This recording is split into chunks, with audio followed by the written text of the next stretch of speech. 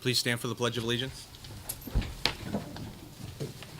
I pledge allegiance To the flag of the United States of America and to the republic for which it stands, one nation, under God, indivisible, with liberty and justice for all.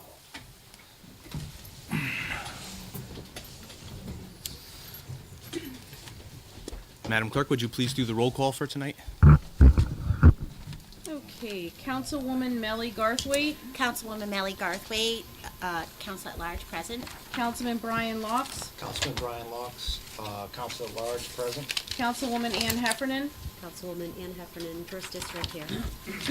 Councilwoman Michelle Coletti, Councilwoman Michelle Coletti, 2nd District here.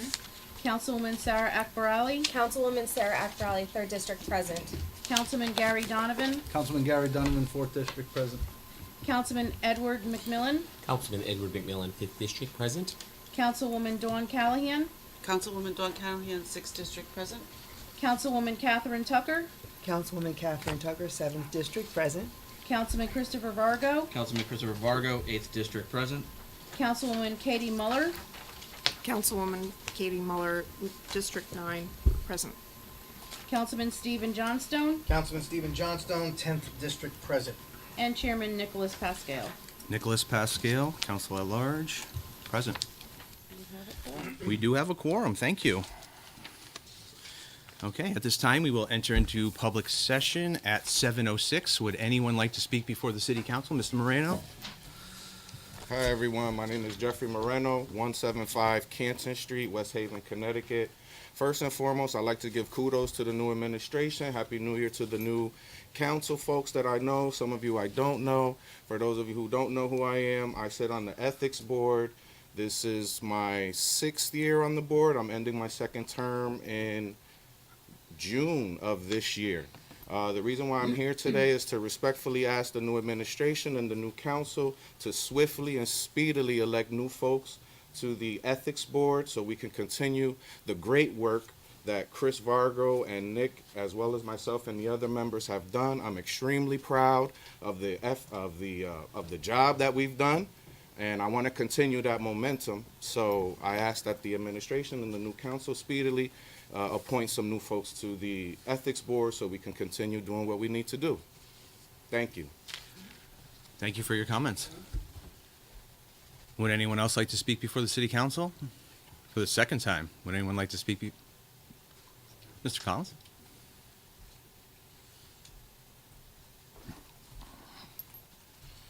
Good evening, everybody. For those of I've not yet met, my name is Ray Collins, 7 Apple Tree Terrace, West Haven, and I have the honor to be the chair of the Police Commission. I come before you to personally invite you. We're having a pasta support and recognition dinner on Sunday at the IA Club for the officers involved in the shooting on December 1st. I'm not going to mention their names in public per Robert's rules because they don't know I'm here, but the information's on here. Little background.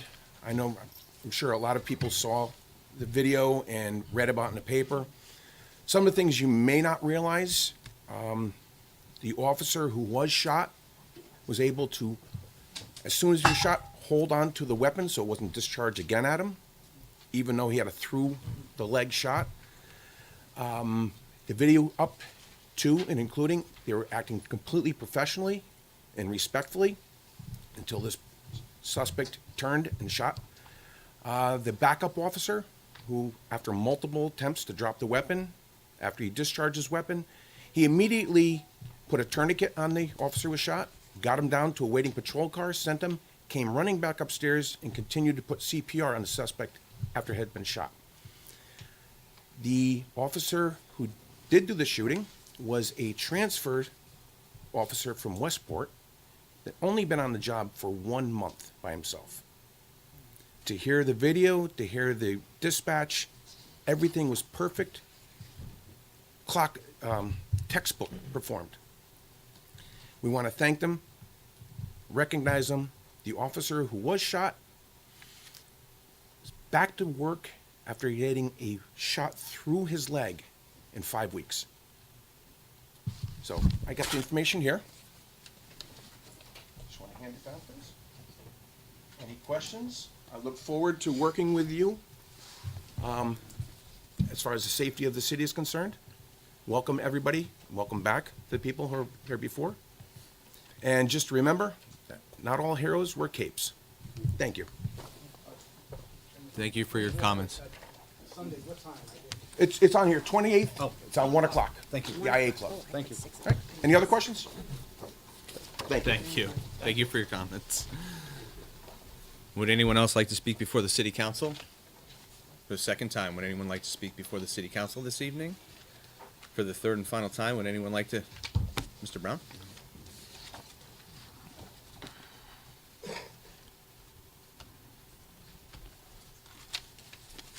Frederick Brown, 100 Smith Street. I'd like to stand tonight and ask you to support Communication D. I won't describe it, I don't want to take away from the chief's thunder, but I hope you will support it. It is, these monies are desperately needed by the fire department, so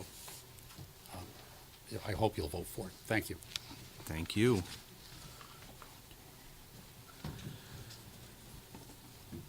Would anyone else like to speak before the city council? For the second time, would anyone like to speak before the city council? For the third and final time, would anyone like to speak before the city council? Okay, public session is now closed at 7:10.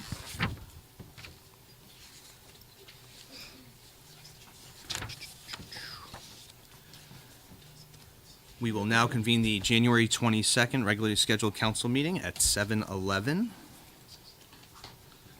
And this evening, I have an amendment to Communication C that I will have the clerk read into the record at this time. Madam Clerk? Okay, so the motion will be to amend Communication C from Mayor Dorinda Borer regarding a request for a transfer of the City Council Administrative Assistant position from the City Council budget to the Mayor's office budget. This budget transfer request will demonstrate the regular wages for this position will be transferred from the City Council budget to the Mayor's office regular wages budget for the remainder of fiscal year 2023-2024. Thank you, and just for clarity, we're amending that due to a typo alone. So do I have a motion for that amendment? So moved. Second, the second was Mr. Vargo? Okay, any discussion? All in favor? Any opposed? Any abstentions? Motion passes. Thank you very much. Okay, I'm looking for a motion to approve the Journal of January 8th. Motion? Donovan. Second was? Akbarali. Got it? Okay. Any discussion? All in favor? Any opposed? Any abstentions? Abstain. Got that? Okay, motion carries. Okay, absolutely. Gotcha. All right, motion's, No, we need another second. I apologize. okay. You'll second? Okay. Going forward, and then we have two abstentions. Oh. Did we do the vote? Did Callahan do the Yes. second? Should we do the vote for the new second, or no? No, we don't need. No. Okay, perfect. All right, and when you're So we all. have motion made by Donovan, seconded by Callahan. Abstentions are Garthwaite and Akbarali. Correct. Got it. And motion carries. Right. Via, okay. And when you're ready, I'll have you pass out the communications for this evening. Okay, we have Communication A from the tax collector regarding overpayment refunds for January 2024, which will be filed with tonight's minutes. We have Communication B from Joseph Perno, Chief of Police, regarding animal shelter donations. And we have Communication C from Mayor Dorinda Borer regarding a request for a transfer of the City Council Administrative Assistant position from the City Council budget to the Mayor's office budget. This budget transfer request will demonstrate that regular wages for this position will be transferred from the City Council budget to the Mayor's office regular wages budget for the remainder of fiscal year 2023-2024. And that is being assigned to the Finance Committee Chairwoman Akbarali. And we have before us Communication D from Chief Michael Terenzio, Allentown Fire Department, regarding application to the Community Development Administration Community Block Grant Program Year 50 for funding for Line Division Fire Safety Code Compliance Task Force in the amount of $55,000, being assigned to the Finance Committee Chairwoman Akbarali. And that concludes our communications for this evening, Mr. Chairman. Okay, perfect. Thank you very much. We will now recess into committee meetings at 7:14. First up, we have council as a whole. Mr. Centofanti. Can you just state your name and address for the record and what you'll be speaking about this evening? Sure. So Joe Centofanti, 527 Killingworth Road, Higginham, Connecticut. So I'm gonna pass this out. I think some of you may have got electronically, but this is what I'm gonna use to kind of walk through the various reports everybody has.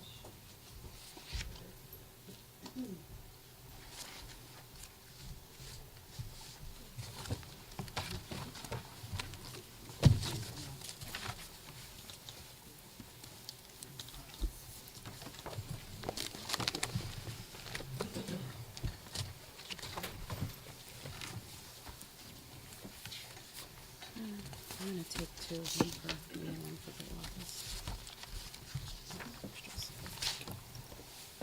So I'm gonna talk about the two different actual reports, the annual financial report, the financial statements, and then the federal and state single audit. So I'm gonna start with the larger document, the financial statements.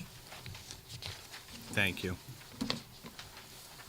So on page 2 is our opinion on the financial statements, which is an unmodified opinion, which is the type of opinion that you're looking to get. Point of order, Mr. Chairman? Yes. There's some background noise with that machine. Could you speak up, please? Sure. Did that mic, it's the other one. Yeah, it's actually that, This- yes, yeah. that's one. Thank I you. see. All right. All right. So the next item in the report, that's it's the management discussion and analysis. This is a good executive summary of what happened during the year, the major items, and then some discussion in comparison to prior year. So I recommend that everybody read that, because the whole document's 120 pages. That'll kind of give you the high level, and then there's more detail throughout the document. So it talks about general fund budgetary highlights on page 13. It talks about restricted capital asset, fixed asset activity, which is mainly the high school construction. And long-term debt decreased by almost $9.5 million as compared to the prior year. Next page points out a couple footnotes.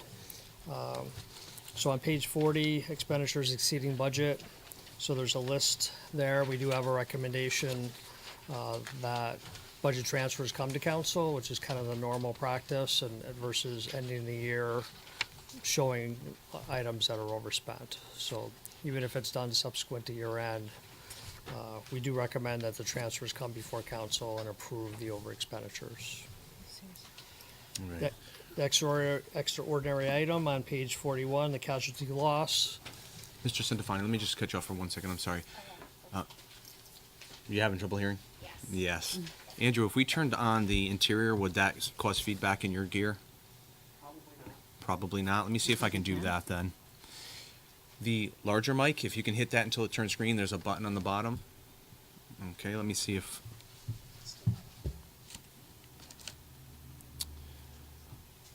I want to start recording, but I want to...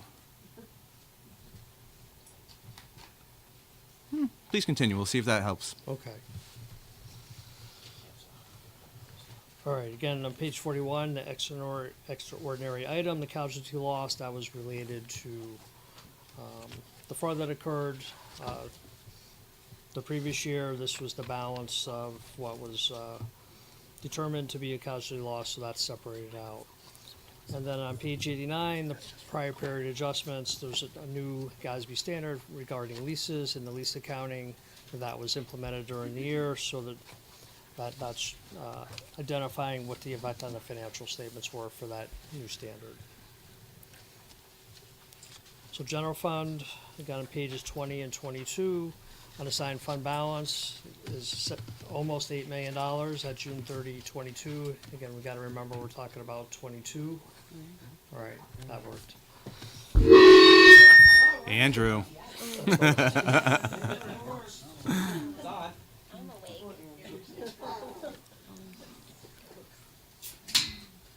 We'll try that one more time. If it happens again, I'm going to turn this off. Okay. Go ahead. I'm sorry. New equipment. All right. Okay. All right. So again, unassigned fund balance, which is what the rating agencies look at, is about $8 million at June enough. of '22. That's enough. 4.89, almost 4.9% of expenditures and transfers out. Prior year was 3.56, so that's the trend, positive trend that you want to have. The net change in fund balance was an increase of the $2.3 million. Again, the extraordinary item, the casualty loss was 265 to 257. Again, we already talked about the disclosure. So what the drivers for that were, so your revenues exceeded budget by $2.5 million, and that was driven by intergovernmental revenues. The tiered pilot was 3.1, almost 3.2 over budget. Sale of capital assets, about 551,000. And that was offset by transfers in, which were determined not necessary, so those transfers were not made during the year. So on the expenditure side, the budget was overspent by a total of $185,000. Again, some of the drivers were general government was underspent by 820, public safety overspent by 510, public works overspent by 530, and then the casualty loss, which was not budgeted for. So some of the other major funds, the Allentown Fire Department, the net increase in that position was the $1,661,000. And that was driven by intergovernmental of 1.1 over budget and under expenditure of $365,000.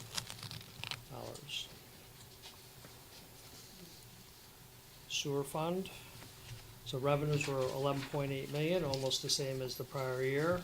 Last year we had positive results of 1.5. This year it was just a $37,000 decrease in that position, so basically a break-even year. And then the COVID relief grant, the $258,917, the rest of that grant was expended during fiscal '22 in accordance with the state instructions. So it went towards overtime.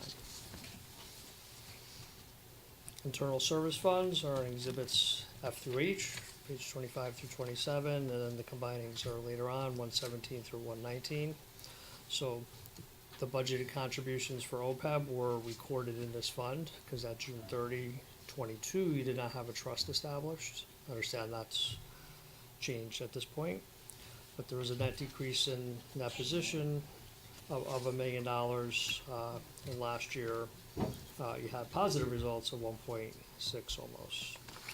So just looking at like where you're supposed to be, the medical fund is, you know, from a current ratio standpoint is in good shape. So your goal is 1, and for 2.85 for general liability, you're at 0.01, and workers' compensation at 0. So what that's saying is, do you have enough current assets to pay your current liabilities? And so for medical, you do for the other two. So those funds need some additional funding to kind of get them more solvent to be able to pay your current liabilities outside of current year appropriations. Pension funds, the percentage funded last year, again, say last year, I mean 2021, was 92.3, June of 22, the market was way down, so your funding went down by 19%. Basically, that was driven by the net change in fair value of that $20,600,000. Same with Allentown. The funding didn't take as much of a hit. That change in fair value was the 1.3, but at 34.3%, that's underfunded. Well-funded plans are at least 70, so that's an area again to take a look at. You know, they had good results this year. That could be a way to increase that funding. Is to push more to pension plan if the rest of the year worked out well. So again, for OPEB, no trust at June of 22, so it's a not funded plan in accordance with the technical standards. You do have $325,000 that's in the medical insurance fund to transfer once that trust is established. The liability at June of 22 is $224.7 million. And for Allentown, it was $24,653,000.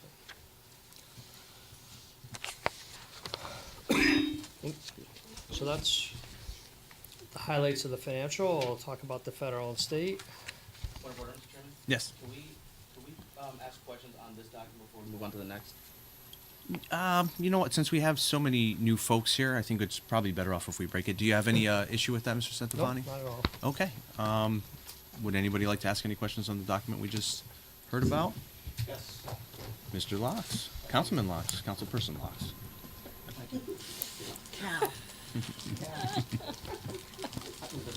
Hey, on page 21, you talk about material. Hold on a second, I just lost my place.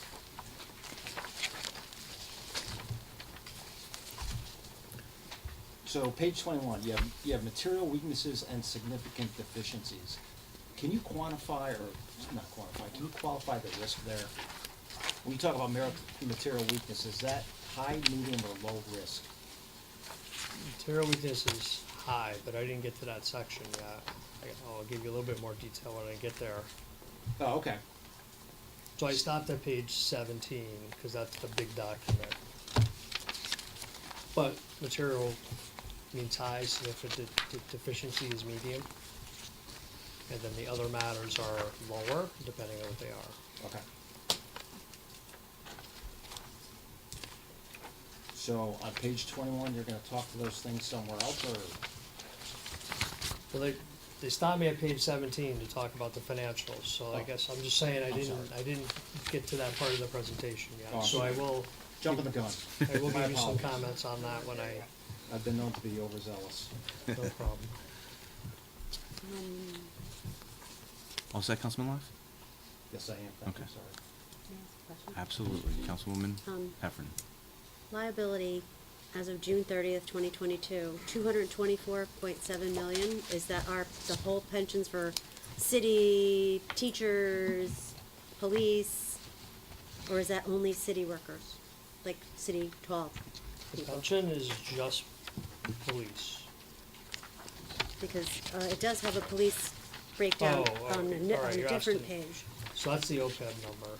I'm The other sorry, post-employment benefits, so that's retiree medical, that's only for medical. medical or whatever benefits you offer, medical or life or whatever the city's plan offers specifically. The details would be in the footnotes.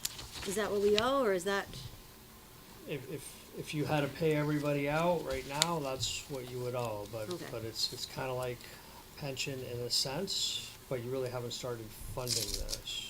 Again, this 325 is earmarked to put in there. But yes, so that's what you would owe based upon the employee census of June of 22, that the employees and whatever benefits they're entitled to, and the estimates of the cost of insurance and how long everyone will live, all those factors that the actuaries use, the liability would be that. and the social security taxes that is the employer we pay as well, correct? It wouldn't be on this It benefit, would not be in that, okay. but that would be just on your normal payroll. But this is just that liability calculation for those benefits that have been promised to people.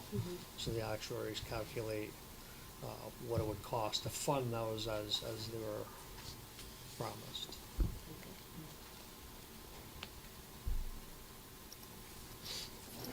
All set, Councilwoman? Yes, thank you. Okay. Thank you. Councilwoman Tucker? Is it an annual amount that would fund that, or is that just a one-time amount to fund the pension? Is it ongoing? But pension or the number we were just talking Yeah. about, or pension?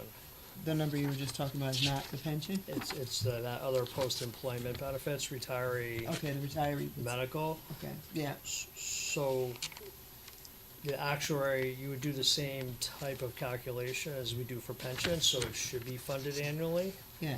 It just, the city has just started by putting in 50 grand for a couple of years and 200,000 last year, so they're not really funding it. I'm sure if the actuary calculated the contribution, it's gonna be millions of dollars annually to fund this. But once the trust is set up, then they'll do the calculation and you'll have that information, come to you as part of the budget request as far as what they're recommending that you contribute annually to fund this. Thank you. Thank you, Councilman. Councilman? Thank you, Mr. Chairman. On page 13, there's a note that says, or there's a bullet point that says transfers in were less than budgeted by 1.775 million due to budgeted transfers not made from both the ARPA fund and the public safety fund. Can you explain what that means?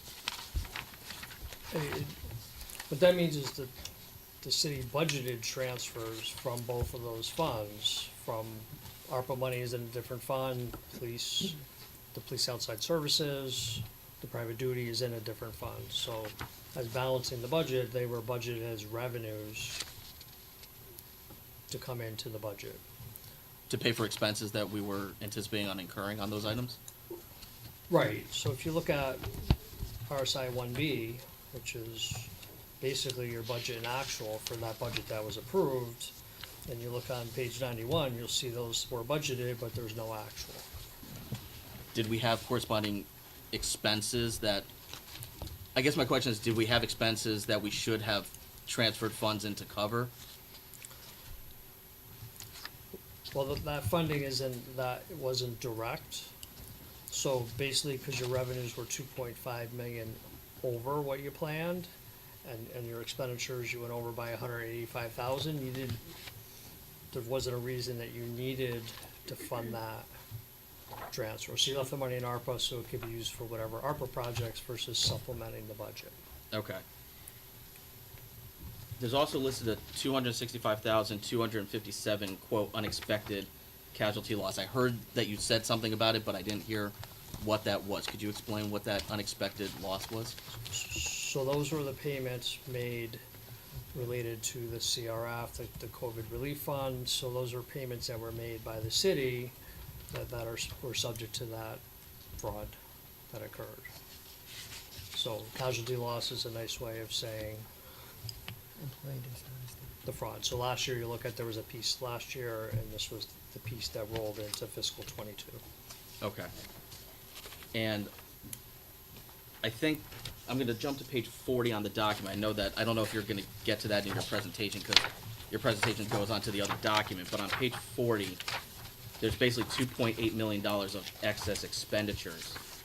I don't know if this is a question for you or for you, Mr. Taylor. Is that typical? Or is this something that we need to plan for going into the next budget sequence? Well, I think I can answer Okay. that. I kind of referred to it a little bit, that the city was overspent, and I listed some of the departments that were overspent. So typically, our recommendation is that transfers come to council to approve that along the way. So these are, technically, the way a budget works is each department is a legal budget, and you can't spend more than that, technically, without coming back to council. So historically, the city has not done those transfers, but it's a recommended practice that you would do that, because things happen. I mean, a budget's just you're guessing way ahead of what's gonna happen, but just along the way, the best practice is to come back to council with, this is what's going on, we need to transfer money from somewhere to cover this. So in the big picture, again, you were overspent by 185, but not by all these numbers. These are just the individual departments. Other departments were underspent, so it netted out to that 185,000 I referenced earlier. Okay. And then on page 46, it discusses the receivables on the outstanding property taxes. Are those for the current or the then current grand list, or are those historical taxes that are still owed? This is historical. So that's a cumulative total? It's a cumulative total. If you look at Schedule 2, you'll see all the different years and what's outstanding by list year. In Connecticut, you can only collect taxes for 15 years, and if you don't foreclose, then the taxes are not collectible. So on page 110, you can see all the different years that are outstanding. Okay, my final question is on page 54, Schedule K. The top three items were scheduled to mature at the end of 2022. I assume that when we see the audit for fiscal year 23, those will be either zeroed out or removed? Right, those will move into the deductions, and those will be paid off as of June 23. Okay. Thank you, Mr. Chairman. Thank you. Councilperson Vargo, does anybody else have any questions? I do. Councilperson Tucker? Yeah. Are the, all of the transactions that were outstanding for 2022 are completely closed and completed as of today? For the general fund, or I guess I'm not sure what you exactly mean by that. Are there transactions, you mentioned, that, you know, there's supposed to be transactions that are supposed to come before the council to be approved before the funds are moved, right? Is that what you were just saying? I was just, yeah, none of that happened, that's why the footnote is there. Right, so that's what I'm saying. Are they outstanding? Will they be coming before the council, or they're just, what happens now?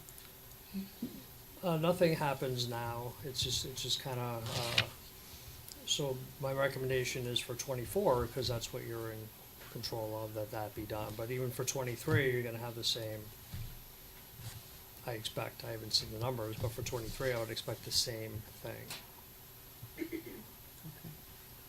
but I don't have those reports to know that right now. All set?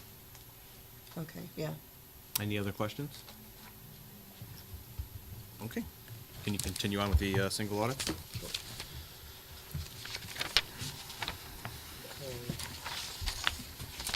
So single audit, again, that's the smaller document. So on page 8, we have an unmodified opinion on compliance. The total federal dollars expended were the $22.8 million. And if you look on page 8, you can see all the various grants that make up that $22 million. We do have 3 internal control findings: the vendor approval, city payroll segregation, and education payroll process segregation. As far as programs, we also have 3 findings: procurement, suspension, and debarment. The CRF grant cash disbursements, again, that grant is finished, so that will go away next year, because ARPA followed that, so that one. And then ESSER grant, prevailing wages, was a couple construction projects that were done with that money, and one of them didn't, the district did not get the prevailing, the payrolls to verify that prevailing wages were being paid.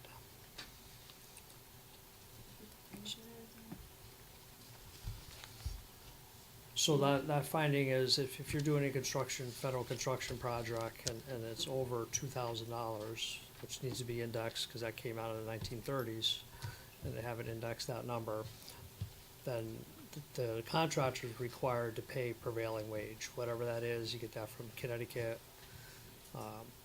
And so I'm not saying the vendor didn't pay prevailing, but the city is required to get the payrolls from the vendor to make sure they are paying prevailing wage. So like if an engineer makes $50 an hour, you get the payroll and make sure that he's getting paid $50 an hour.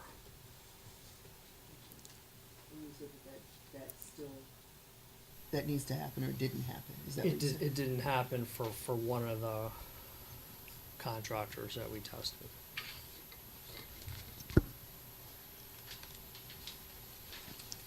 Thank you.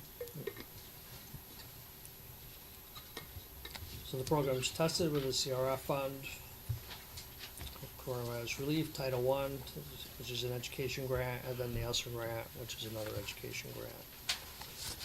I think everyone has the corrective action plan, so that addresses the federal and the state. So basically, if you have findings, you're required to submit corrective action to the federal government and with your audit report filing, and then to the state as far as what is your plan to address those. So, and that was done. So for state single audit, again, on page 23, total expended was the 80.1 million. Again, the internal control findings are the same as federal. State single audit, and every state has it, but Connecticut does, mirrors the federal. So programs tested: Alliance District Grant, which is education, tiered pilot on the city side, and flooding control, beach erosion on the city side. So some of the findings we had are child daycare, subrecipient monitoring, because the city passes through money to the daycare, there's certain requirements that what is happening at the daycare be monitored by the city. Community conservation grant reporting, again, I think that one will go away. I think we tested that grant last year, but we're required to follow up on findings. So the reports were not submitted on the school readiness. Subrecipient monitoring also, it's the same concept because the city passes that money through to another agency to run the program. The city's still responsible that the money gets spent correctly, so there's monitoring requirements. So that's the federal and state report. Thank you. Any questions on that?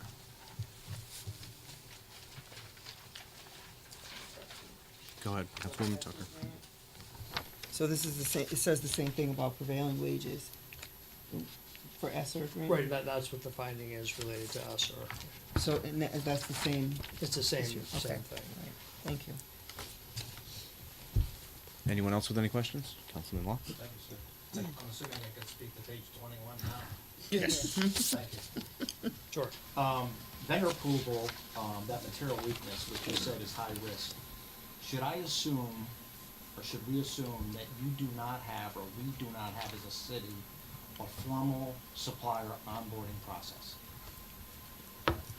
Again, I'm gonna say at June of '22, you did not Okay. have that process in place. My understanding is you do now, but again, Okay. I'm reporting on June of '22. We do have one now? Correct. Can you speak to it?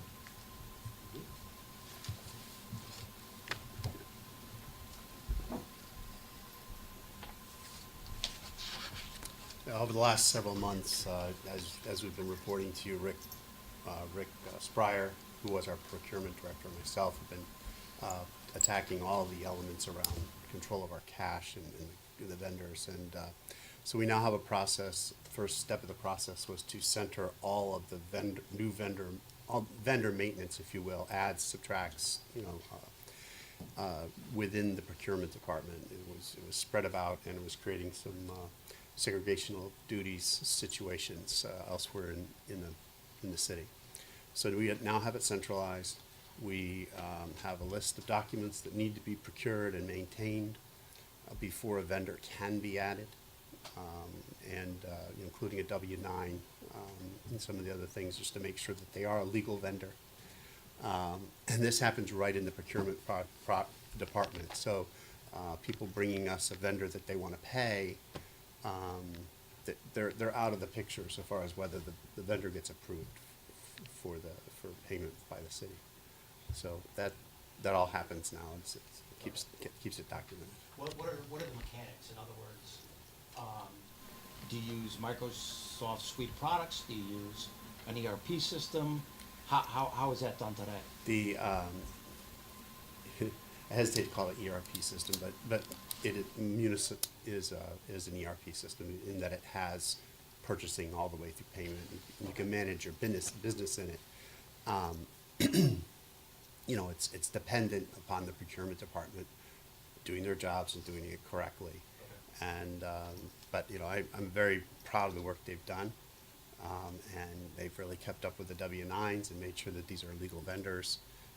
So I feel much more comfortable about where we are today. As a precursor, and as how we got started on this, we had 32,000 active vendors, and Mr. Spryer put a inactive sign on every single one of them.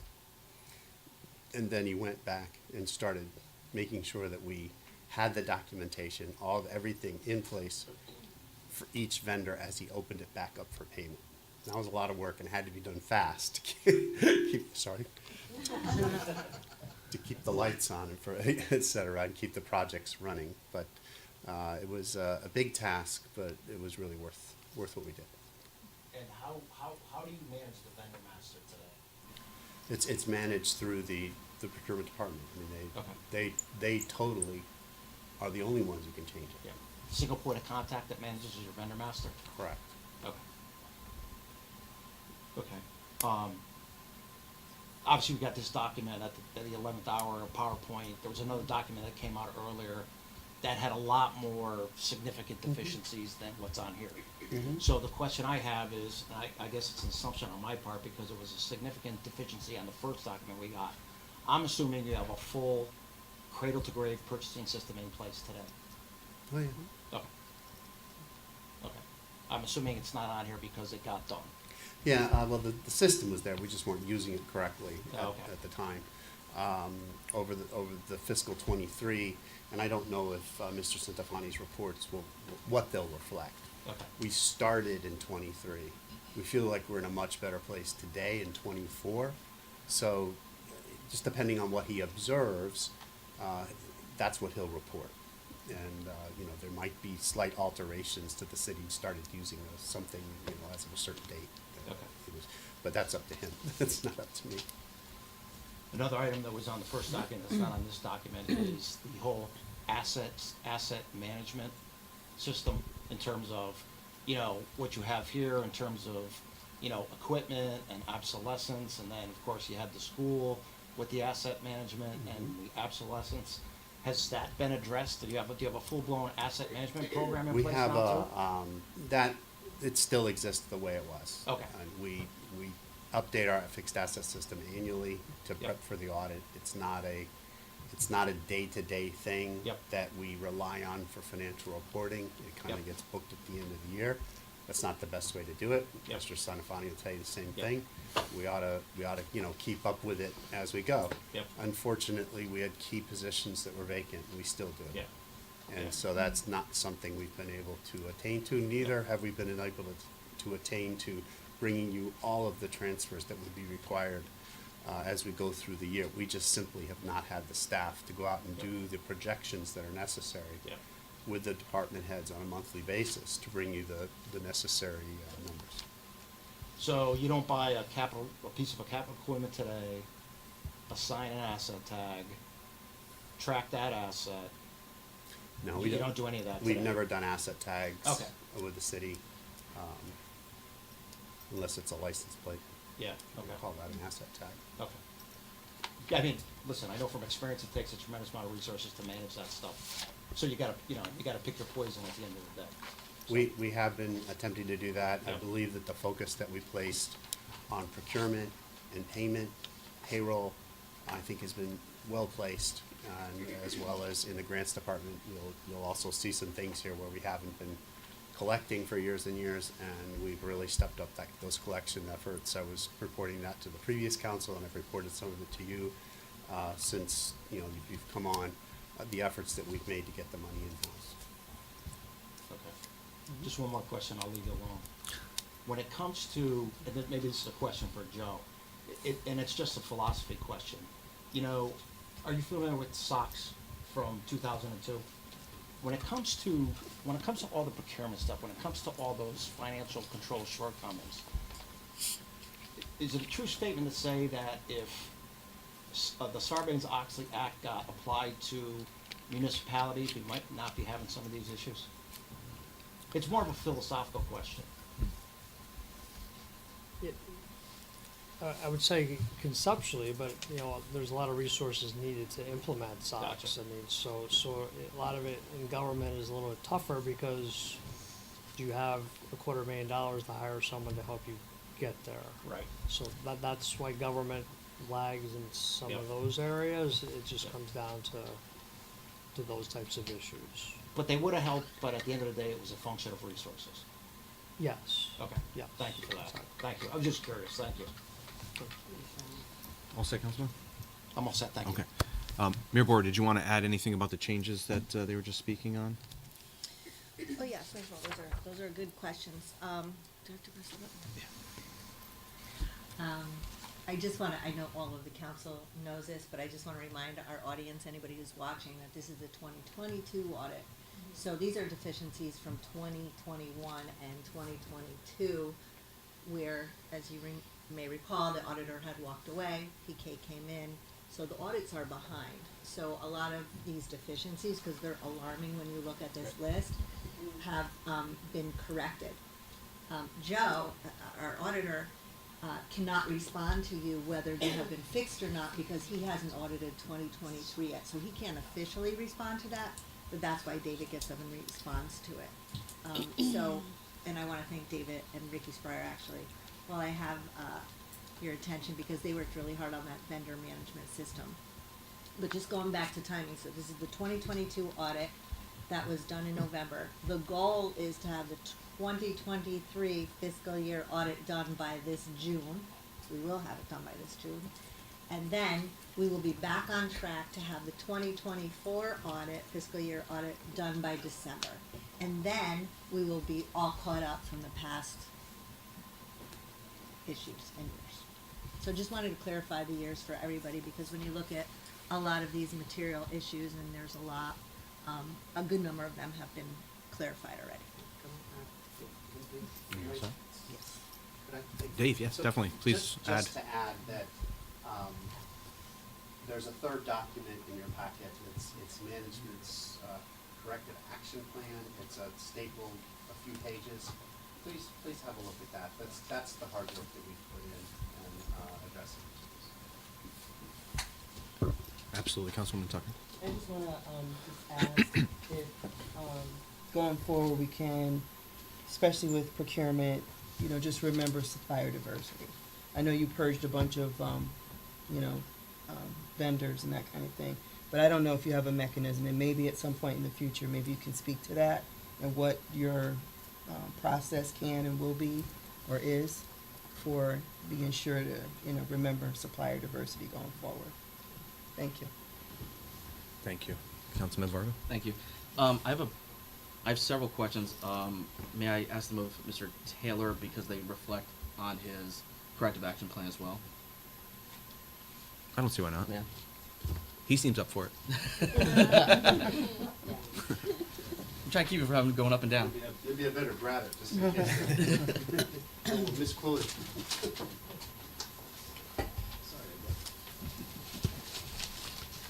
Oh geez, we're gonna double up on some documents here. How can I help you? Who is performing the annual audit of the vendors? Is that the purchasing manager? The annual audit of the vendor? I think in your corrective audit plan, or your corrective plan, it said that you created a plan so that way new vendors could be added and it's going to be audited on an annual basis. Yeah, so I need to change that a little bit. We're Okay. doing it quarterly. Okay. All the munis access, looking at the vendors, we're looking at it quarterly. Maybe I misspoke there. Our procurement department will be handling the annual review. I'm sorry. No, that's okay. Our munis access is in there at annually. Yes. We're doing it quarterly.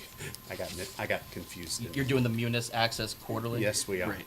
And, So to clarify, the master vendor list is going to be reviewed on an annual basis? right, by by the the procurement department, they'll look at the W-9s, make sure they have a current one, and go out to each vendor. And the segregation of the payroll duties, I saw that a lot of that work has been done already. Mhm. Is that now going to be readjusted to the new payroll manager whenever that individual is hired? Is any of those duties going to move over? The payroll manager will enhance everything we do in payroll. Okay. The segregation exists between our personnel department, who adds people, changes their salaries, for example, the wages, and our payroll department, who takes the time cards as they were submitted and approved, and pays against those wages that the HR department put in. At one time, that was all the same person. And that's where the segregation of duties issue became. Now that we've hired people in personnel to do the HR side, we are able to segregate those two things. On the issue on the bank reconciliations and approval of general journal entries, I'm assuming that's a staffing issue, that you don't have the personnel to handle that volume right now? It has been a staffing issue. I'm endeavoring to review and sign every bank statement, every bank reconciliation for fiscal '24, so we can hopefully make that go away this year. I'm sorry, the first half was, said bank recs and, The approval of the general journal entries. yeah, the journal entries. I have also been working with my staff. In some cases, and Joe probably won't like this, but we don't have a finance director, but we have an assistant finance director and a finance director. Unfortunately, I have to sign some of I have to approve some of the journal entries that I've written, so my name will be on there twice, but effectively, I'm the highest finance person in the building, so just have to. Is the goal, in addition to the finance director, is the goal to get additional staffing to help alleviate That's the what burden the of this? the additional staff that we've advertised for and we're currently reviewing resumes for, yes, will help us get there. In the tax collection department, there's a discussion about a separation of duties of cutting the checks and mailing the checks. Now, That would be I in the accounts payable department. Okay, so I understand a lot of the segregation of duties, but I'm having trouble with that one. That's I didn't know what that meant either. So, I have a little trouble with it too, but that's okay. Sorry. If a person enters theoretically, if a person enters an invoice into the AP system, makes the check be printed, and then puts the check in the envelope, there could be some malfeasance there. So what we've done is we've put in a number of mitigating controls and inserted reviews in between each step of that process. And as often as we can, we do actually have a third person stuffing the envelopes. But sometimes staffing issues get in the way, and we wind up having the person who actually released the check run with some very serious review and approval, stuffing the envelopes. Going to the Allentown Fire Department, there was some mention that the personnel files are not in the personnel office. Do they maintain their own personnel records? They do that by themselves. I got it. I really don't know. Okay. Sorry. No. It could be that they're downstairs now, but I'm not sure. If they are downstairs, it's a duplicate. Yeah, we should have copies here, but they do their work. Generally, what role does the personnel department in City Hall have to do with the Allentown Fire Department? Are they, even though they're part of the city, are they autonomous for personnel purposes, or does the personnel director in City Hall oversee that department too? They oversee all of the personnel here. However, they do have employees. Melissa, right? Yeah, that does the onboarding out there. Joe, I'm sorry. Sort this out in a minute. But the personnel department here is responsible for maintaining the benefit system, making sure that it's all available to the employees, all the other behind the scenes things. It's more like they have an extra layer out there. Ultimately, it's all here. Thank you, Mr. Chairman. Thank you. Is there any other questions on this? Councilwoman Folletti? So it seems like it was the general priority was broken down into your top 3 corrective action points, which have already been addressed as material weakness, material weakness and significant deficiencies. Everything categorized under other matters, some of which Councilman Vargo just addressed as well. The corrective action plan handles those 3 main points, that those were the top priority, the highest risk, and those have already been addressed to date. The other matters, they rank as other matters because they're deemed to be less of a risk. And what of those other matters have they, I don't see all of those in the corrective action plan. Have all of those other matters been addressed as well? I think we went through some of them in detail, but just a little bit higher level. All right, so the corrective action plan is required for findings only. So those 3, if you look at this small report, you'll see that are listed as findings in this document. Right. So the corrective action plan is required to respond to what's in here, which is the ones that are higher risk, more significant.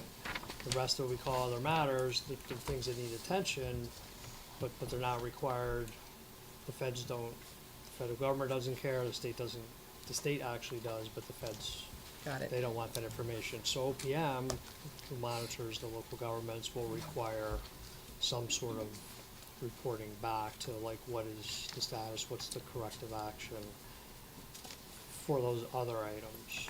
So those other items are mostly required by OPM or generally best practice recommendations. Right. Right. It's just the corrective action plan is designed for that particular purpose to respond to findings versus. Okay. And so with the next audit, we would receive some sort of comparison spreadsheet as to the original recommendations and what's been completed and corrected.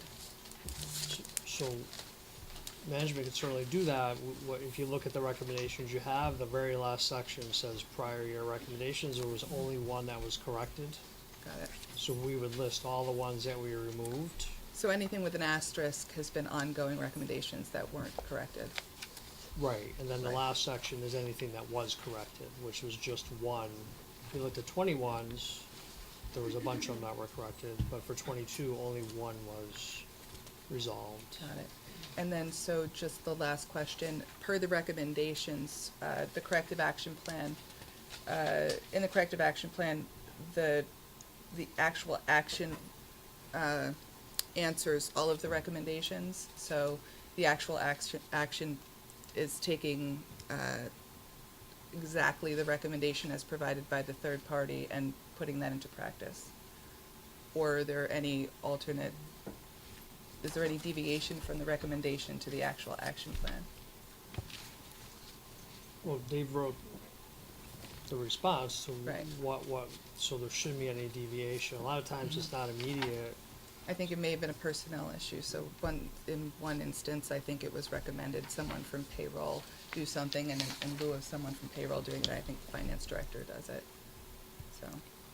Right, so just to backtrack on some of your questions, so you kind of understand what I'm doing, is I'm identifying risk. So then it's up to the city to decide what's significant, where they put the resources. But I'm gonna tell you everything that I see that should be textbook. Got it. So that's what these recommendations are. Sometimes it's a resource issue. We'll say I got very, very small towns, there's 2 people, and I tell them they gotta segregate duties. Well, it's really not possible, so then we have to look at compensating controls. So one of the examples is the whole thing about AP and the checks, is the reason is the frauds that happen is I cut the check, it's a fictitious vendor, I put it in my pocket, I don't mail it, and so that control. But because now you implemented the other vendor controls, that risk goes way down, because to get a fictitious vendor into the system now is gonna be very difficult as compared to what was before, where the AP person could add vendors all day long and pay them, and then take the checks, and nobody's looking for them. ACH would make that go away, right? That's another way to solve that, and. When's that getting implemented? I'm kidding. That also helps with the bank rec process, because then there's no reconciliation, so there's multiple benefits to doing that when we have the time to do it. You still have the floor. All set. You're all set? Thank you. Yes, thank you. Okay, thank you. Just one question for myself. For Mr. Taylor, the council was actually on this this is one of the first times I've actually seen where the council had an item on here, but via email that was discussed today as a fix to that, correct? The council approval of the conditions and recommendations in the small packet. Yeah, there's a matter of not including the And like was mentioned before, you think with the added staffing, we can tackle this much better? Yes. Okay, perfect. And some of these issues have been lasting We for, are tackling it much better because we've changed our focus as a department, you know. But, so, you know, there's a lot more we can do and will do. right. And are you focusing on repeat findings first, or are you taking the low-hanging fruit and going from there? I believe all but 2 of the findings that are before you have been resolved. We're gonna continue to strengthen our controls and analyze our processes, Yeah. on a daily basis. Great, thank you. Any other questions? Mayor Bohr, would you like to make a comment? Yes, I just wanted to make a comment on staffing, because there was a few questions on that. So just to give you an update, there was a junior accountant, a senior accountant, a payroll manager, and a finance director in the finance department that has been vacant. So we, as you know, restructured those job descriptions, and we've advertised, those advertisements are closing. We also post them for the union, and we've already started our interviews. So we're hoping we have people in place relatively soon. Great, thank you. Any other questions? We can have Mr. Centofanti move on? Perfect, thank you. Sure.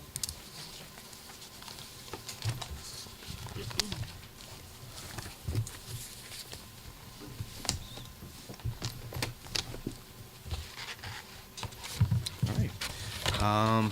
Moving on to Finance Committee, Councilwoman Akbarali. The time is now 8:05. Your Committee on Finance is now in session.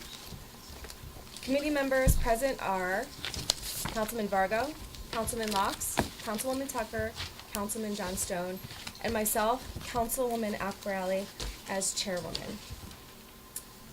First order of business is our year-to-date budget review. I didn't know, Mr. Taylor, did you have anything to add from the last? No update from our No update, last okay, meeting. thank you. And the MARB meeting is tomorrow, am I correct about that? No, that's been rescheduled actually, so there's been no, MARC meeting since, and the subcommittee meeting has been pushed out about 2 weeks. Okay, thank you. February 6th. Okay. Thank you very much. Communication B from Joseph Perno, Chief of Police, regarding animal shelter donations. I'd like to bring this out favorably. So moved. Thank you. Any discussion regarding this? All those approved? Aye. Any opposed? Any abstentions? Motion carries. Communication C from Mayor Dorinda Bohr regarding a request for a transfer of the City Council Administrative Assistant position from the City Council budget to the Mayor's Office budget. This budget transfer will demonstrate that regular wages for this position will be transferred from the City Council budget to the Mayor's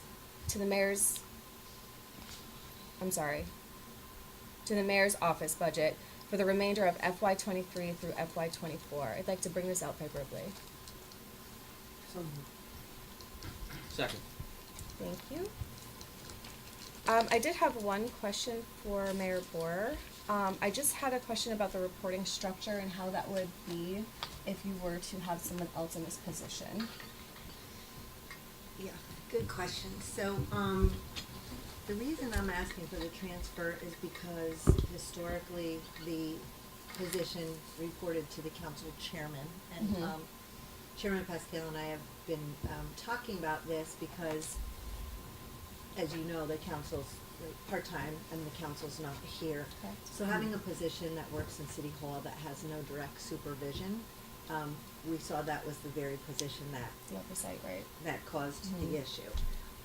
So looking to provide some more hands-on oversight, supervision of that position, the logical place is to bring it in our office, because if I put it in another office, then we have to think about whoever supervises that position, that's an increase in their job description. And because we work hand in hand with the council. So the position would report to me, administratively, but technically to the chairperson. Okay. So for all the council business, that's your business. Right, right. But when it comes to overtime or payroll or health benefits or making sure, the person is here, and they're not doing what they're not supposed to be doing, that would be my role. Absolutely, that makes sense. Thank Yeah. you. Thank you very much, Mayor Bohr. Does anybody on the committee have any questions? Councilman Johnstone. Thank you, Chairwoman. So, Mayor, if you don't mind, just for clarification, for my own thought process, and I'm sure some are asking at home, so the main purpose is to make sure the process goes more smoothly, the supervision is from your office, but that individual is still working for the council, and also so we don't add to anybody else's job description that's already overwhelmed in City Hall, correct? Correct. Okay, that's all I needed clarification on. Thank you, Chairwoman. Welcome. Does anyone else have any questions? Councilman Vargo. Thank you. I'm just thinking ahead past you being here for as long as we have you, for other administrations. How do we make sure there's a separation of executive and legislative branches? And this position right now reports to the legislative branch. Our interest is this person's job. How do we make sure that there is still that line there? And how do we make sure that if this person has 5 hours left on Friday, the day before, the week before a meeting, that whatever we need done is given a higher priority than perhaps another task that's given in your office? Good question. To avoid the conflict of interest, I think maybe we could still work this out, come up with some sort of report that the person provides, whoever takes this position, at the end of the week, or, it's not as if it's gonna be hands-off communication or administration by the council. I would imagine that you're gonna be in direct conversations with that person daily. Certainly if there was something awry, I would hope that person would bring that to your attention. And, the person will work for the council administratively, would report to me. So I'm not going to direct the activities and the workload of that person. I just need to know that somebody who's working in City Hall is here, And doing their job and is doing their job and not doing something else. Yeah, I mean, I understand what you're saying though, right? We want to avoid the conflict. I'm not sure what other department to have that person report into. Again, I would have to have, we're in a union environment, and if I add another position, that manager would supervise, and that creates an increase potentially for that person. And frankly, I'm not sure that would actually answer That's my true. question either, Right, it because would it's still still be- in it would your, still be an issue. it's still on Yeah. your side of the government line. Yeah, so, I'm open to whatever thoughts you have about how to administer it, properly and ethically, and that separation of duties. Yeah, I'm open to that. My concern is, this was the very position that was unsupervised, and I don't mean to be critical of anybody that was supervising that person of the past, but clearly that person went unsupervised and, needs direct supervision. I absolutely agree that there needs to be more oversight of City Hall employees. Yeah. But, okay, thank you. But I'm open to, figuring it out, making sure it's fair and. Thank you, Madam Chair. Is there a job description that, we can take a look at some Yeah, point? And- yeah. Because then I think maybe even, outlining the directions on, how that person will operate. And I agree, I think about the separation. I think it's a really important, thing that we don't want to dabble in. Mhm. I think it just sets a bad precedent, for us Yeah. to do that. So I would, I'm sorry, maybe we hold the item for, I don't know, I don't wanna tell you what to do, right? Can I maybe hold the item tonight, and, we could all figure out, right, together a way that provides still that separation of duty. It's up to you. Absolutely, I agree. It's been that way forever, so I don't think another 2 weeks is going to. Does everyone else agree with that? Okay. so, Outside the committee? Yes. Okay, thank you, Chairwoman. So we came at this from a perspective of oversight. What we wanted to do is make sure that, obviously, we're here to make sure that we leave it better than we found it. And it's good that we're having this discussion, because you're bringing up things that, in our discussions, we might not have thought of. Right. And, we want this to go forward knowing that everybody's happy with it, but that at the end of the day, we don't repeat the mistakes of the past, and that there's somebody to do reviews, and there's someone to do the necessary things if the person's not doing their job, instead of leaving them alone on an island, because that's what we're here to do. So I just wanted to make that clear as to, that was the discussion that was had for this process, and you guys are definitely, part of that process too. So holding it is perfectly fine as we iron this out, if that's what you intend on doing in the committee. Absolutely. Thank you. You're welcome. So we'll be holding item communication C until next meeting. We do have to take back the second. Madam Chair, I and- take back my second. And first motion as well. Thank you very much. Okay, the next item is communication D from Chief Michael Terenzio, Allentown Fire Department regarding the application to the Community Development Administration Community Block Grant PY 50 for funding for Line Division Fire Safety Code Compliance Task Force in the amount of $55,000. Chief Terenzio, did you wanna come up and talk about that?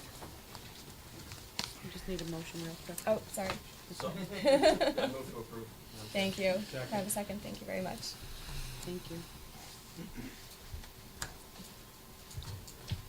Good evening. Thank you for allowing me to be here. Michael Terenzio, Allentown Fire Department, 22 Grand Street. This is a situation, maybe a little bit of a cart before the horse. I developed a program at the last minute. The Community Development Grant has typically been utilized by all three districts to keep our smoke detectors built up so we can pass them out to those that meet the criteria. We have a large sum still in storage, so in communication with my colleague chiefs in the other two districts, don't think we need to put in a grant request. So I said, nah, I'm not comfortable with that. So my fire marshal is also my deputy chief, and overworked, underpaid. Well, he does a lot, wearing two hats, and both jobs are very, very important. And when I arrived here about 3-4 years ago, one of the things that really keeps me up at night is that we have a lot of residential buildings or residential occupancies that are not being inspected. My deputy chief continually reminds me and our commission that we need to do something to get the staffing to take a look at these buildings. In trying to do more with less, and I'm very proud of my department. I think we're doing as much as we possibly can without coming to the taxpayer well. This is why I came up with the idea. I shouldn't say I came up with the idea. This is actually an old idea, but I want to reinstitute it. It's using existing personnel, giving them additional training, and giving them an additional job description to move forward and identify the residential buildings that have basement and apartment, basement and attic apartments in them, because it's been my experience, and I'll give you a quick example. Over the past year alone, we had 36 responses to buildings, residential buildings that had a report of a fire condition.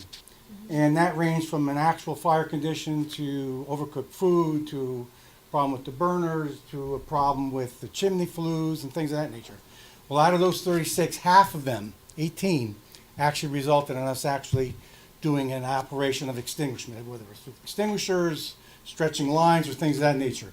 And 100% of those fires all occurred in 1- and 2-family dwellings. Those are the two buildings or dwelling types that we, under the state fire code, cannot automatically walk into after contacting the owner to do a code enforcement inspection. So they're kind of out there. But the state fire code, and correct me if I'm wrong, chief, requires that the fire marshal and the fire department inspect all buildings where we suspect that there's a fire hazard. I have a lot of buildings, in my estimation, that are not being looked at. And knock on wood, it's the one thing that keeps me up, because we're not in there. And this is one way to do it without hitting the taxpayer that hard to do, and getting the whole staff to do this very important job. And I will be leading towards looking for a full-time deputy fire marshal to help coordinate this effort, to take some of the onus and some of the pressure off of my deputy chief. Great, thank you very much, Chief Terenzio.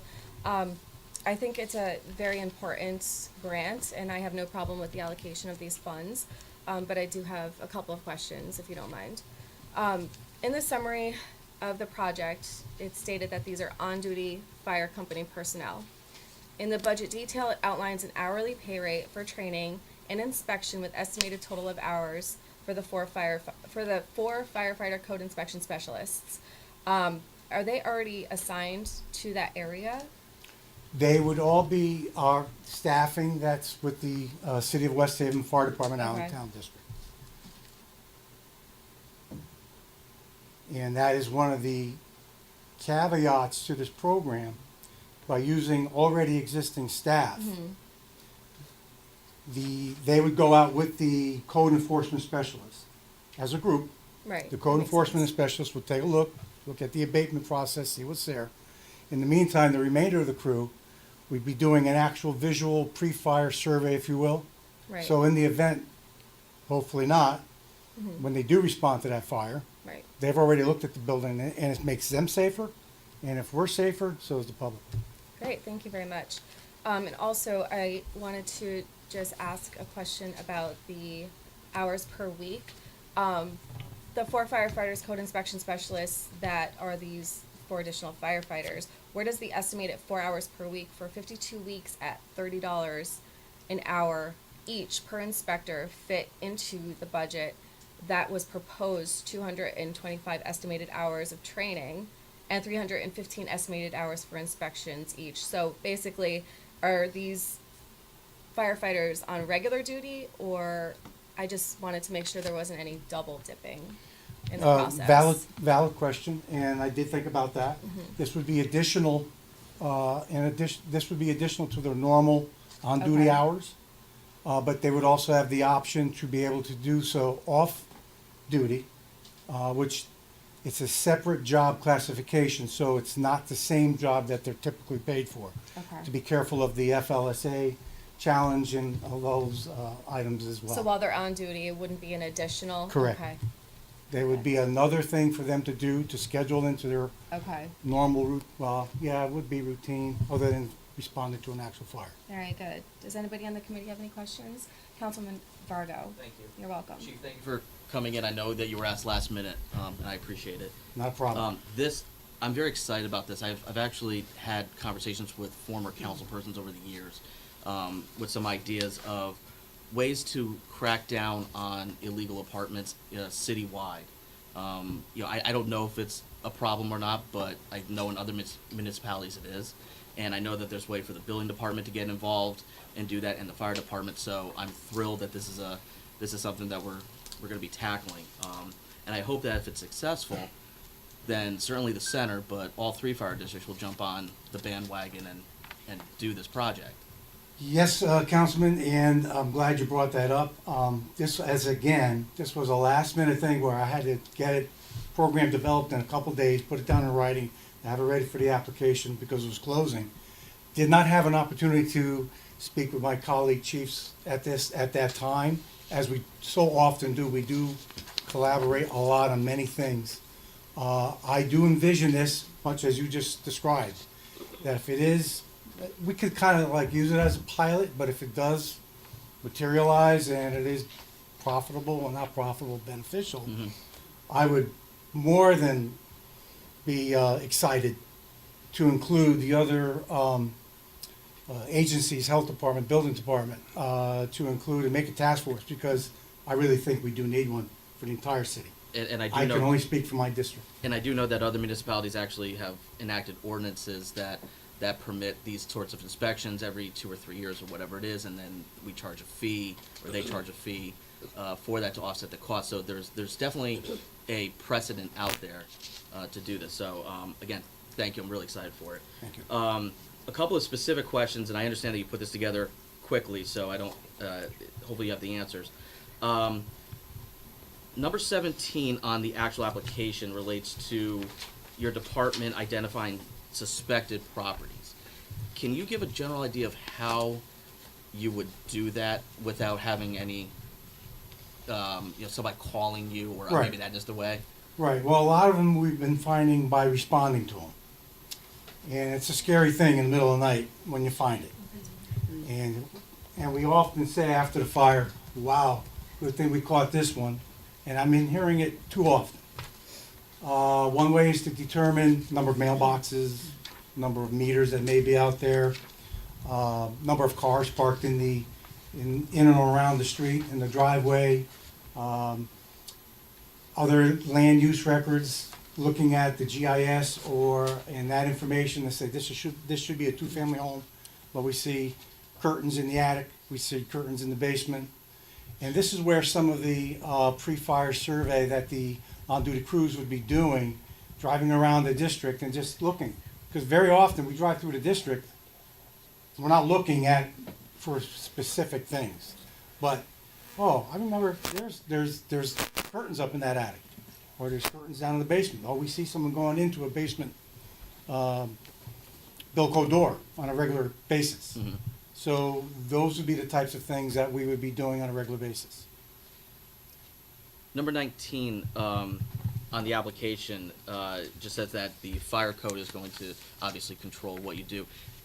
Does that also include the building code as well? Or if you enter a structure under this grant and you have reason to believe that the building code is not being complied with, what would be your steps? Would you contact the building department? Absolutely. In fact, we call them very often, and Deputy Chief Esposito is very adamant when he finds something that goes beyond our code that he knows is a building code violation, he immediately contacts the building department. Thank you. The total project is $65,600, and your grant is for $55,000. So That's our cost share. that's your cost share. Do you have that money now? Yes. Okay. And will this implicate your budget for that we're coming into that we're going to be Yes, reviewing? that will, yes, because we were a little behind the 8 ball, and I'm a little embarrassed to say that, but I'm trying to get 2 of our staff into the next certification school, which hopefully will be occurring in the next month or 2. But if not, we may not be seeing it until the end of this year. Okay. But that doesn't mean in the meantime that we won't be looking. But you have the 10.6 now that you need, and this is for the latter half of 24, first half of 25, correct? Right? Correct. So you have the funds available now. Correct. The 10.6. If I get the CD grant. If you get the CDA grant, right?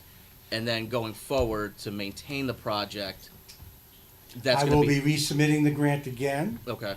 and if not, it's too vital and important, I'll have to build it into the budget Okay.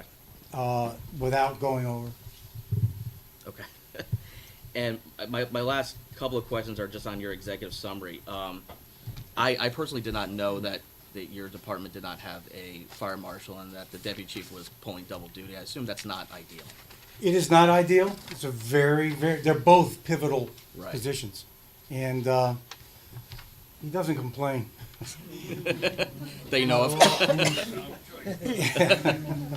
He doesn't complain, and I rely on him a lot because he's given me a lot of historical background.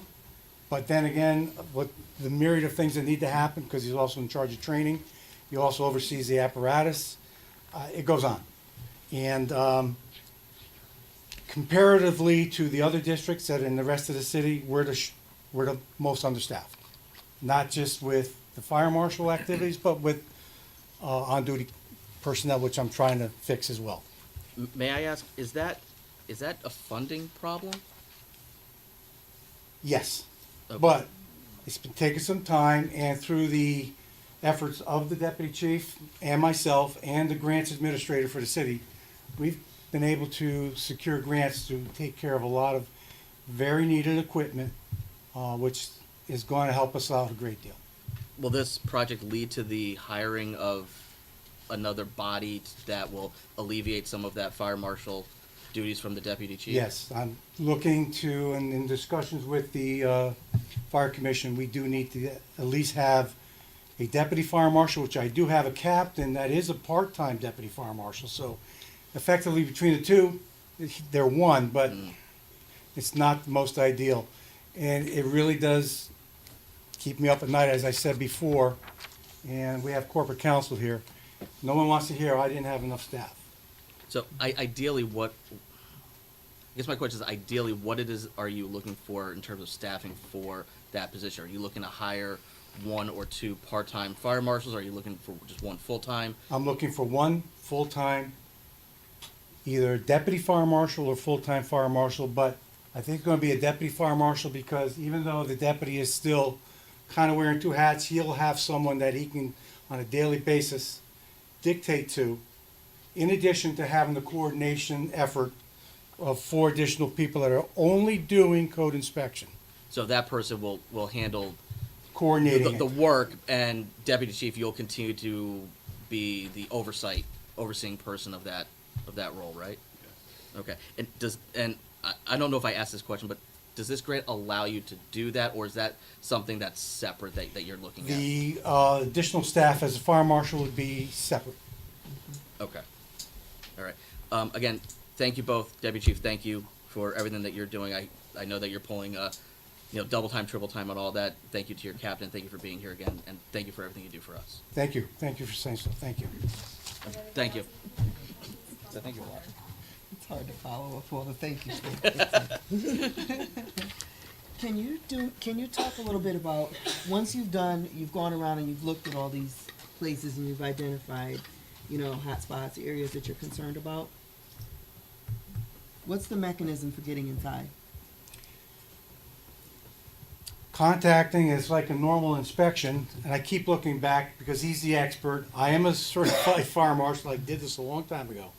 But we first try to get voluntary compliance. That's the best way to do it, because then you don't have to worry about having to go back and double checking.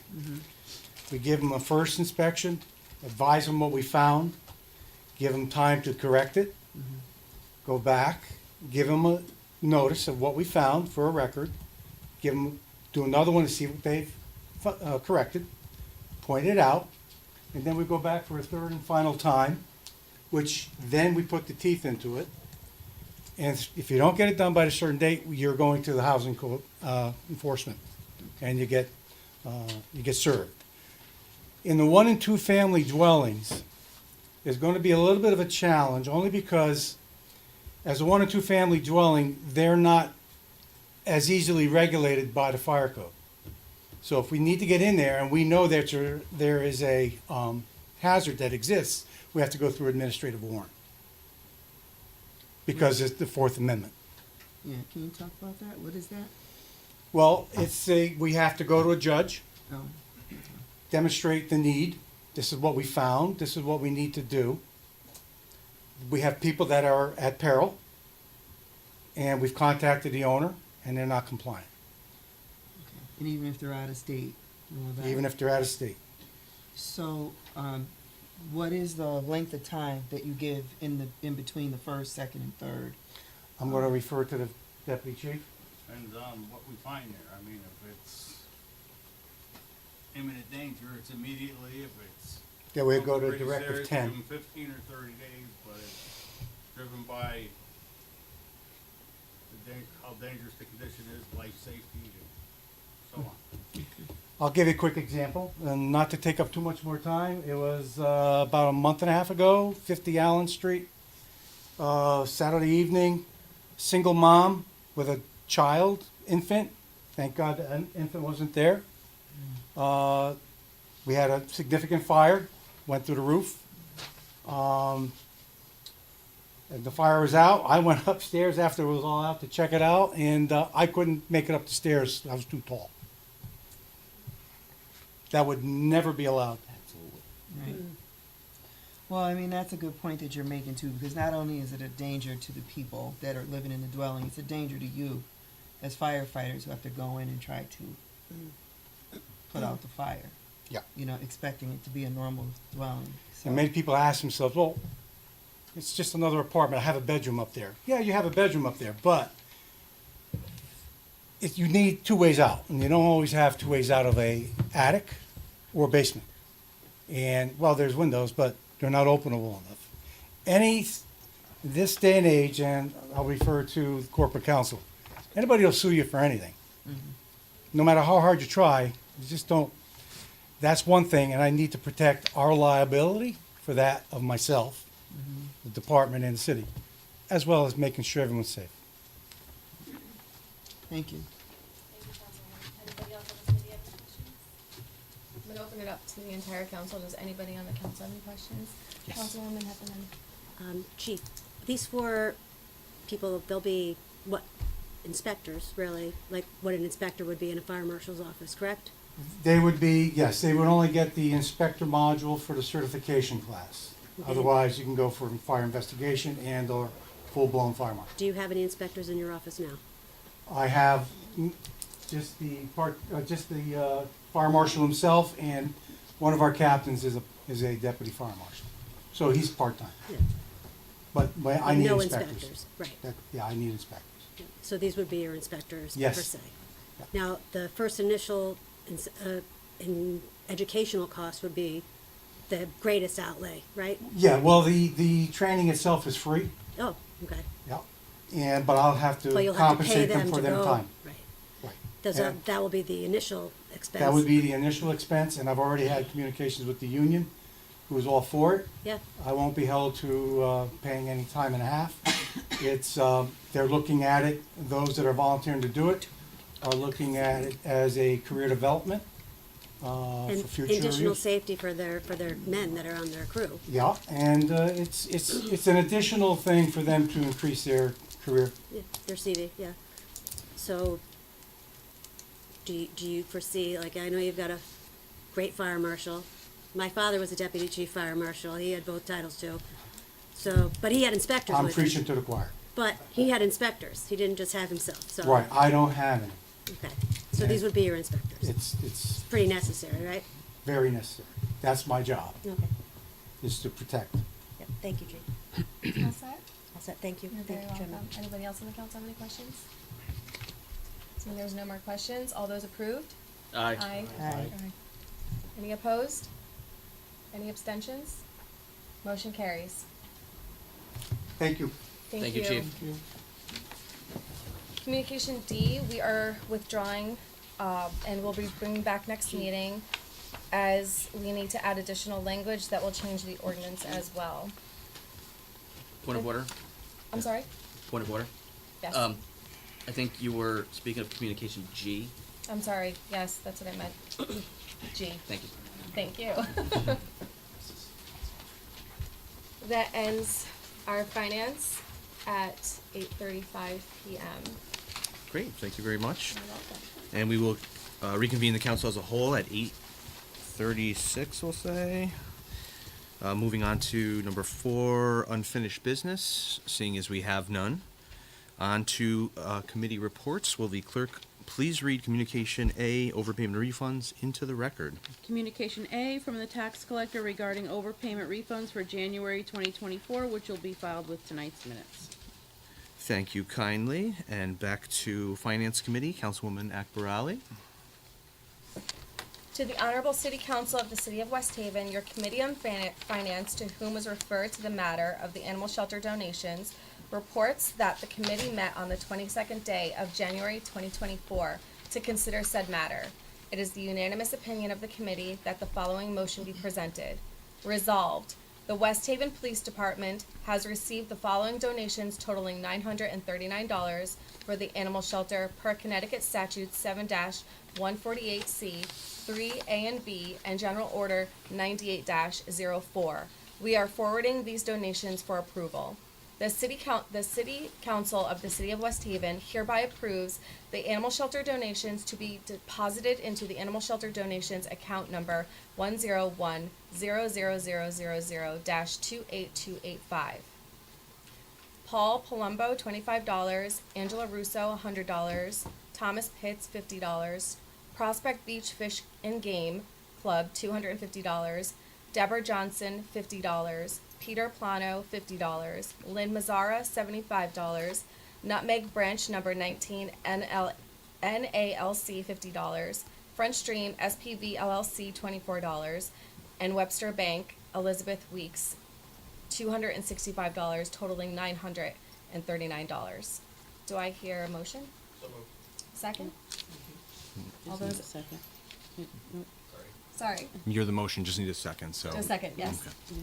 All those approved? Nope, just to me. I got it from here. Thank you. All right, I have a motion and a second regarding a matter of animal shelter donations. I have a, do I have a second? Any discussion? All in favor? Aye. Any opposed? Any abstentions? Motion carries. Very good, Thank thank you. you.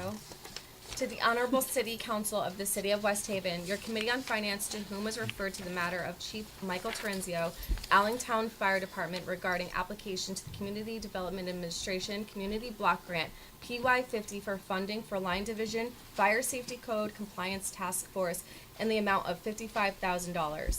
Reports that the committee met on the 22nd day of January 2024 to consider said matter. It is the unanimous opinion of the committee that the following motion be presented. Resolution, whereas the City of West Haven Community Development Administration has grant funds available for its 50th program year, July 1, 2024 through June 30th, 2025, FY 24 through 25, through the Community Development Block Grant Program of the U.S. Department of Housing and Urban Development. Whereas West Haven Fire Department, Allingtown, City of West Haven desires to apply for a grant for a Line Division Fire Safety Code Compliance Task Force in the amount of $55,000. Now, therefore, be it resolved that the West Haven Fire Department, Allingtown, acting through Chief Michael Terenzio, is hereby authorized to submit such application and to execute all contracts or amendments pertaining to any award thereof. And you so move? Yes. Perfect. I have a motion to approve a matter regarding application to the Community Development Administration Community Block Grant for funding for Line Division Fire Safety Code Compliance Task Force. Do I have a second? Second. Any discussion? All in favor? Aye. Any opposed? Any abstentions? Motion carries.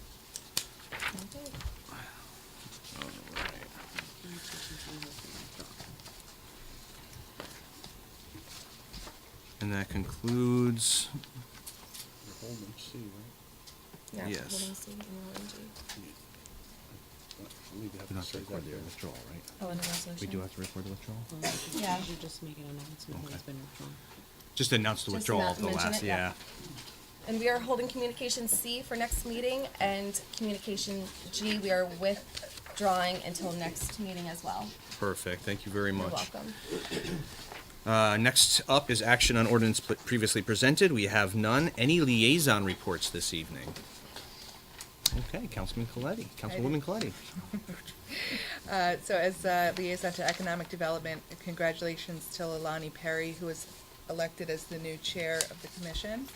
And they wish to pass along their sentiments of congratulations and gratitude to us for creation of the economic development director position as proposed by Mayor Borer. They want to relay that they welcome ideas from the council for each district. Should any come forward, we can relay them to them if they have any ideas for economic development or micro-stimulation in their own districts. They look forward to brainstorming on ideas, and they look forward to meeting with the mayor to come together on their next steps and how they can best support the city. That's it for economic development liaison. Terrific. Any other liaison reports? Councilman Johnstone. Thank you, Chairman. This is for every new council member. I know Councilman Donovan has done it. Councilman Tucker, I don't know if you did. But in regards to police, Chief Perno encourages all new council members to go on a ride-along. Now, what that means is there are shifts 24/7. So you can, I've been on 4 myself in the past couple of years. The options are you can go on patrol at night. You can go, like I did with Sergeant Paterla. I went and toured the schools at one point to see how school safety works and the protocol. It is very educational. I highly encourage it because it will help you answer questions to your constituents in the process of how calls are handled and how they are prioritized. So for example, if you're complaining about a parking situation or you have a constituent complaining about a parking situation, if there is another call going on, say a domestic dispute in District 3 and backup has to be called, they have to prioritize. But like I said, it's very educational, it's very informative. It can get a little adrenaline pumping depending on what ride along you do, but I highly encourage it for educational purposes, not only for you, but your constituents as well. Thank you, Chairman. Thank you. Any other liaison reports? Yeah, just two things. So Public Works has agreed to meet with me once a month, Rob Sandella. So I just want to make everybody aware of that. And then the MARB meeting, I'm assuming tomorrow, is canceled. Postponed, yeah. Postponed, okay. So we're supposed to have a MARB meeting tomorrow. It's been postponed. It was More our follow-up. subcommittee. Subcommittee. Thank you for the update. Thank you. Councilwoman Hefner? The library, I just keep hearing that the Navigator program's still, like, they're working on the paperwork, but, I guess they weren't aware of what they needed, so they're working on that, and they're suspending the program until they receive the funds. Okay. Terrific. Any other reports? Councilman Glidden? Planning and zoning, just want to make sure everyone was aware, sorry, 855 Orange Avenue was approved, 150 residential units with retail and mixed use on the first floor. So I think that was up for approval for a couple of years, and at the last meeting, they received site plan approval. Very nice. How many units? 150 units and retail below on Bus Post Road. All right, fantastic. Any other liaison reports? Okay, seeing none, moving on to new business. Councilman Donovan? Yeah, just to remind residents in District 4 that this Saturday at 9:30 at the police station in the community room, we have a conversation, come in and sit down. Myself, Mayor Boer, and I don't know if any other council members will be there. You're more than welcome. Please, we want you to come, express your concerns, and listen to what kind of development we can do in District 4. Thank you. Mayor Boer? Yes, yeah, thank you for that friendly reminder. So we have the 4th District Saturday, we have the 1st District Wednesday, and we have 6th District on Thursday. So, they've been very successful. Saturday was light, but it was very, very cold, in the 7th District. So I think that at night during the week seemed to work better. So we'll see how it goes on Saturday. But we are there, we are available. It's a one-stop shop. It's your mayor, your council, your board of ed, and public works. So it's a good opportunity to come and talk about, 2nd District. 2nd District was, I'm sorry, I look at you for It's 2nd okay. District. It's so I'm okay. sorry. The 2nd District, there was about 50 people there. I think it was, it went really well. There was a lot of good input and a lot of good questions, and that's what it's all about, right? Two-way communication, so, thank you. Thank you. Any other new business? First district, just as a reminder, is tomorrow, not tomorrow, Wednesday. Wednesday. The police community building. Okay, perfect. Any other new business? Before, oh, go ahead. I have something. Absolutely. Councilman Garthwaite. This past week, we had a situation with a lady, this was something new for me personally, a lady that could not shovel her own sidewalk. In the past, I've been involved with going over to people's houses, seniors that need help with gardening, they need help with their lawn. It seems like, this is something that is gonna be recurring, because I'm hearing it, after it happened once, now people contact me. I'm wondering, is this something that maybe Mayor, the council, your office, maybe Board of Ed, maybe some of the other departments could have like a little workshop and talk about to help the people that need a little assistance because, they own their home, they're paying their taxes, they have either a physical disability or they're a retired senior. So I'd like to see something like this from all of us as the community leaders, and I'm hoping that some of the council will help spearhead this little project because I think it's something that we need to do. I know that there's liability, right?